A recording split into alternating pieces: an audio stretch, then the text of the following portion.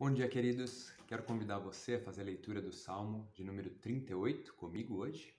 Então, abra sua Bíblia lá no Salmo de número 38. Esse é um salmo de lamentação de um sofredor, né? Outras Bíblias trazem o título de arrependimento de um pecador. E nós vamos ver que esses dois elementos estão presentes nesse salmo: sofrimento e arrependimento.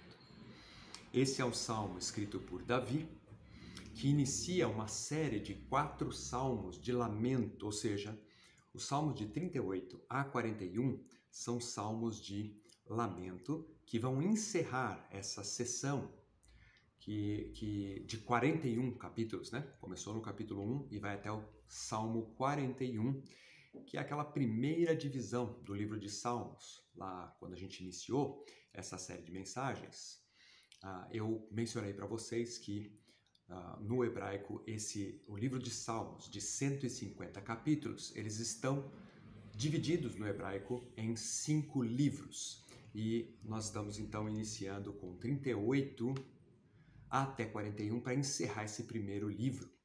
Desse primeiro livro dos Salmos, Davi é autor de 37 dos 41. E o de hoje não é diferente, né? Foi escrito também por Davi. Então, mesmo que esse salmo seja classificado como um salmo de lamentação pessoal, ele também foi classificado por alguns teólogos como um dos 7 salmos de penitência, ou penitenciais, né?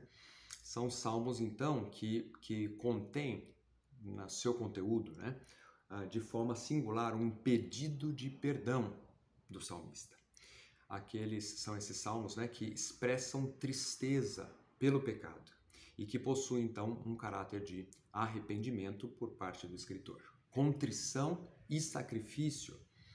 E tudo isso vem, né, por causa do rigor da justiça de Deus sobre um pecador contumaz, né, um rebelde, aquela pessoa que cai no mesmo pecado vez após vez e não muda a sua conduta.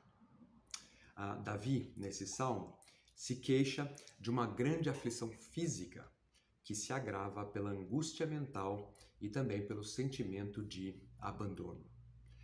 E ele, então, arrependido e desanimado, busca a Deus como a única e última esperança de socorro para a sua vida. Então, para a gente entender melhor esse salmo, eu dividi, então, em 3 partes, né? Mas antes da gente ler esse salmo, vamos pedir a Deus para que Ele nos ensine nessa manhã. Vamos falar com Deus. Pai querido, nós te agradecemos por mais essa manhã diante do Senhor e agora diante da Tua palavra. Te pedimos para que o Senhor nos ensine pela Sua palavra, que o Senhor nos ajude a compreender essa porção da Sua palavra e a praticarmos aquilo que é o Teu plano para as nossas vidas. É a minha oração no nome de Jesus. Amém. Então, como eu disse, né, esse salmo eu vou dividir em 3 partes e a primeira delas tem a ver com esse sofrimento causado pelo pecado na vida de Davi.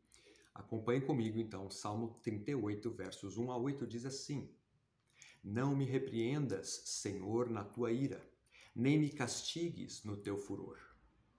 Cravam-se em mim as tuas setas, e a tua mão recai sobre mim. Não há parte sã na minha carne, por causa da tua indignação. Não há saúde nos meus ossos, por causa do meu pecado. Pois já se elevam acima da minha cabeça as minhas iniquidades, como fardos pesados, excedem as minhas forças. Tornam-se infectas e purulentas as minhas chagas, por causa da minha loucura. Sinto-me encurvado e sobremodo abatido, ando de luto o dia todo. Ardem-me os lombos e não há parte sã na minha carne. Estou aflito e muito quebrantado. Dou gemidos por efeito do desassossego do meu coração. Até aqui, essa primeira parte do sofrimento por causa do pecado de Davi. Vejam comigo, então, né, essa situação em que Davi se encontra. ele afirma, né, não há parte sã na minha carne por causa da tua indignação. Davi aqui, ele não discute com Deus, né, nem tenta se defender ou defender a sua inocência, como nós já vimos ele fazer várias vezes em outros salmos. Aqui não. Davi simplesmente reconhece o seu pecado e roga por misericórdia a Deus, né?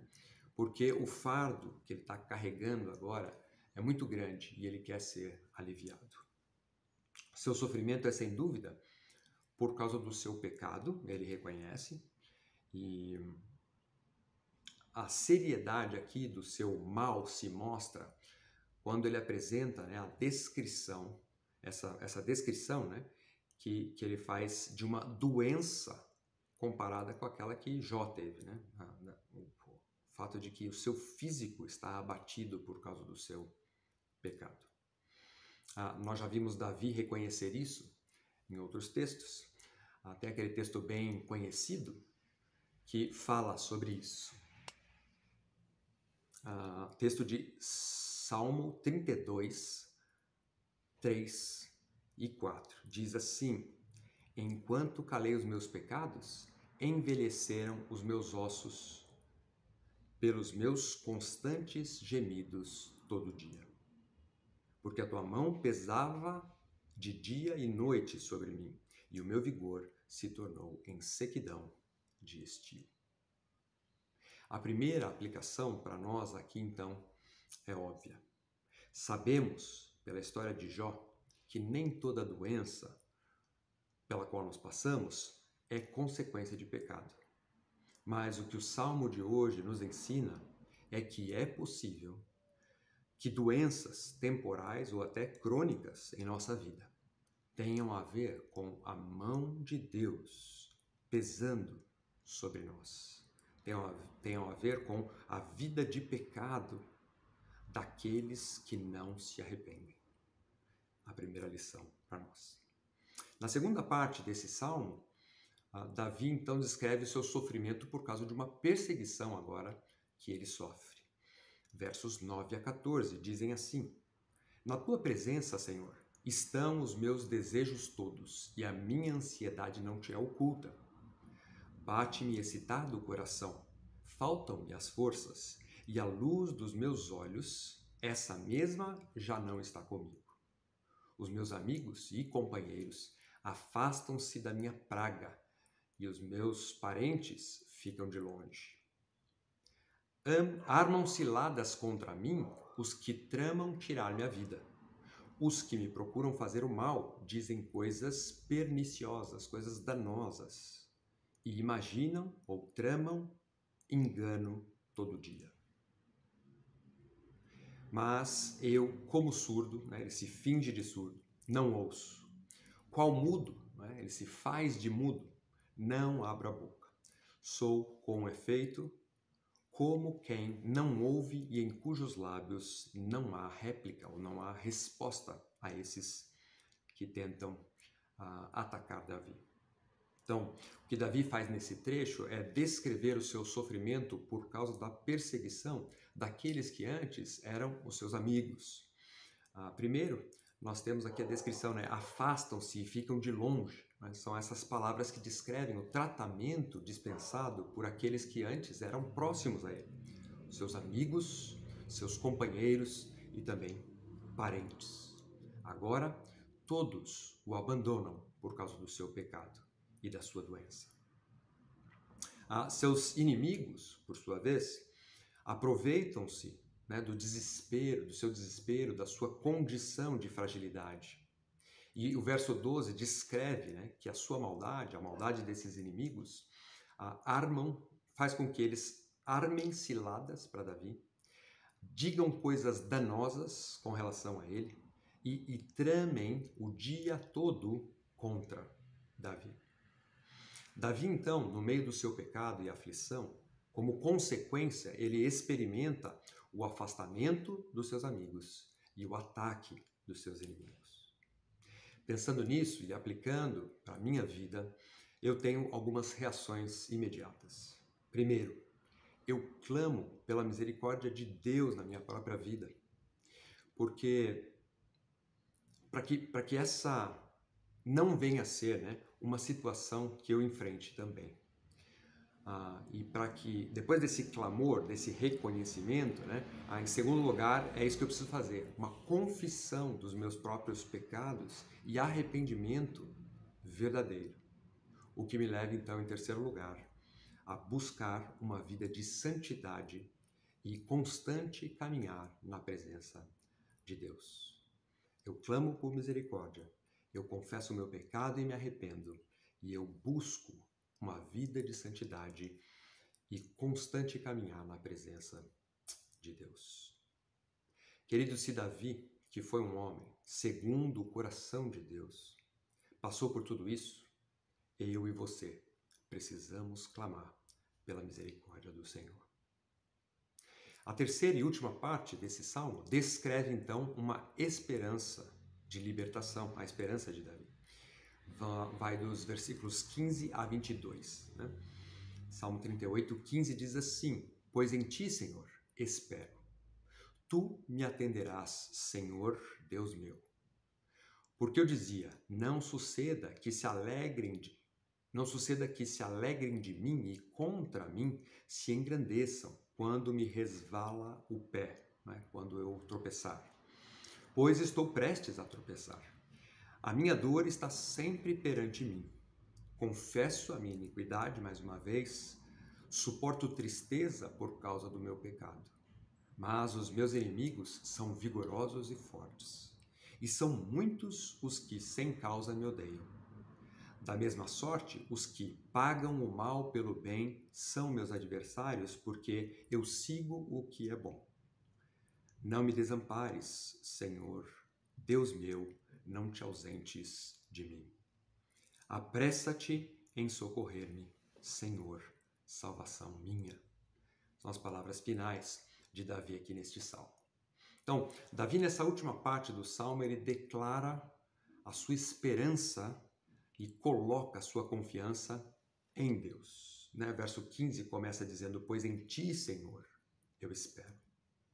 Mas Davi, ele não tenta afastar os seus inimigos por causa da sua esperança que está em Deus. Em outras palavras, ele não vive aqui pecando, ele não continua no seu pecado e depois quer se livrar das tribulações, das consequências, firmado na bondade de Deus. Deu para entender isso aqui? Então, você já viu aquele tipo de pessoa que pensa assim, não é? Ele diz, eu vou vivendo a vida do jeito que eu posso, porque no final das contas a bondade de Deus vai superar tudo isso, né? O amor de Deus tudo vai no final me perdoar dos meus pecados. Deus conhece as minhas fraquezas e então ele no final vai ficar tudo bem. Né? Você conhece gente que faz isso? Todos nós fazemos isso em alguma medida, quando decidimos pecar em alguma área. Então, pensar assim é um erro. E esse erro pode nos levar não à condenação eterna, porque nós temos a salvação, né? Que aquele que é salvo verdadeiramente, ele não perde essa salvação, mas pode nos levar a consequências tristes e dolorosas aqui nessa vida. Veja, Davi não faz isso, né? Ele tem consciência de que algo estava errado com ele, né? No versículo 18 ele repete a sua confissão de pecado. E nos últimos versículos ali ele clama pelo socorro e pela misericórdia de Deus. Esse salmo, então, queridos, ele nos alerta, né? Ele tem um grande alerta para nós. E isso tem a ver com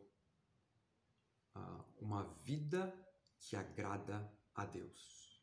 O que nós aprendemos hoje nesse salmo de maneira bem objetiva? Em primeiro lugar, Deus não deixa impune o nosso pecado recorrente.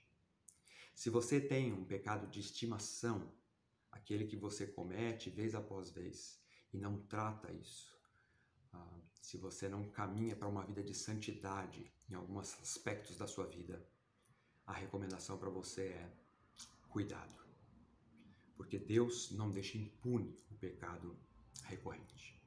A segunda lição para nós, né, é que a nossa vida de pecado pode gerar afastamento daqueles que nos amam, nossos amigos e parentes, e ao mesmo tempo dá oportunidade para que pessoas nos ataquem, aqueles que querem o nosso mal, nos ataquem, porque nós vamos andar com uma brecha na nossa vida, né? Uma fraqueza espiritual. E aí nós vamos estar suscetíveis também a ataques. Então, afastamento dos que a gente ama e suscetível a ataque daqueles que querem o nosso mal.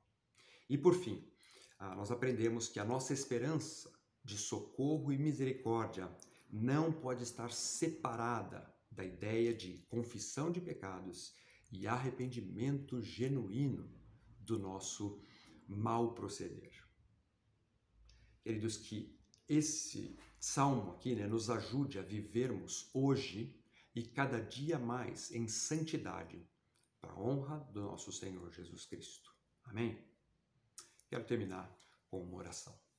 Pai querido, nos ajude, Senhor, assim como Davi, a reconhecermos a sua ação na nossa vida e as consequências do pecado em nossa vida.